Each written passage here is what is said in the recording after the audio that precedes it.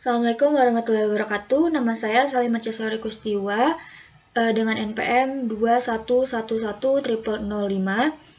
dari kelas MN21PB. Di sini saya akan menjelaskan tentang keterkaitan disruption dengan model dalam bisnis dan perencanaan sistem. Nah, sebelumnya di era digital sekarang ini, yang mana perkembangan teknologinya melaju dengan sangat cepat, bisnis bukan lagi hal yang berjalan sempurna, di mana pembisnis menjadi penjual dan konsumen menjadi pembeli. Seperti mobil yang bisa bergerak sendiri dan komputer yang bisa berpikir sendiri, cara kita bekerja tidak akan lagi sama. Skill yang harus kita punya akan sangat berbeda. Lalu, bagaimana cara kita mendiscover keuntungan yang baru di dunia yang bergerak sangat cepat transformasinya ini? Apakah kita akan dikendalikan akan perubahan atau mengendalikan perubahan itu sendiri? Nah, banyak orang yang memandang digital disruption itu sebagai sebuah ancaman yang dapat menjatuhkan eksistensi bisnis mereka. Akan tetapi, hal ini tidak sepenuhnya benar. Sebelum itu, mari kita telaah dulu apa arti dari disruption itu sendiri dan mengapa banyak orang mengasumsikan bahwa disruption merupakan suatu hal yang merugikan.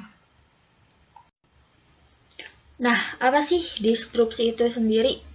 Disrupsi atau disruptive innovation adalah berbagai hal yang mengacu pada teknologi dan mampu memberikan pengaruh yang sangat besar pada industri atau pasar. Dengan kata lain, digital disruption merupakan perubahan terhadap teknologi digital dan model bisnis yang mempengaruhi value proposition dari produk atau jasa yang dijual. Lalu, apa saja yang pengaruh disrupsi bagi industri bisnis itu sendiri? Nah, era disrupsi ini sendiri memberikan efek yang dapat ditemukan di sekitar kita.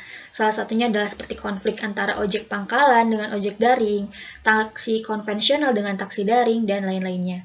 Ditambah lagi akan adanya kecerdasan artificial atau bisa disebut dengan artificial intelligence atau AI yang barangkali akan mengubah dan menggantikan manusia, dikarenakan kinerja yang diciptakan mesin dan teknologi lebih cepat dan efisien. Digital disruption sendiri memberikan efek yang besar bagi SDM atau sumber daya manusia yang ada. Seperti banyaknya karyawan yang terkena PHK dikarenakan tergantikan posisinya, hal ini cukup merugikan banyak pihak.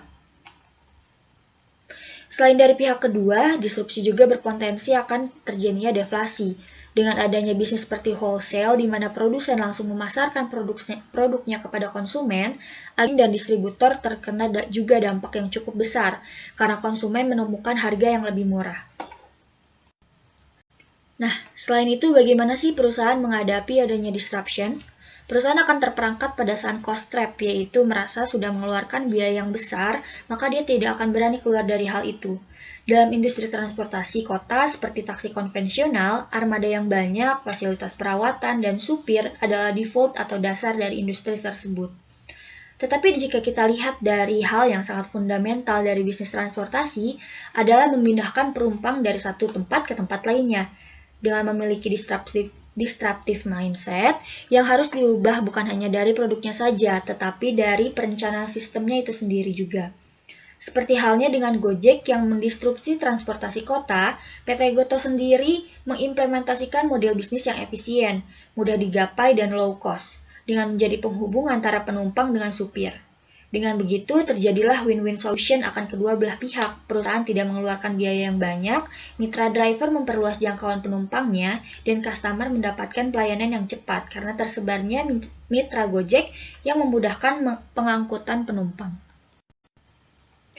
Lalu kesimpulannya adalah model bisnis sendiri akan banyak terjadi perubahannya di masa depan. Berkembangnya teknologi tidak akan kita pungkiri lagi keberadaannya. Digital disruption bukan hanya dicap sebagai ancaman di dunia bisnis, disrupsi juga bisa menguntungkan apabila kita mempunyai disruptive mindset dengan menggunakan keuntungan yang ada dalam perkembangan teknologi. Terima kasih, sekian dari saya. Wassalamualaikum warahmatullahi wabarakatuh.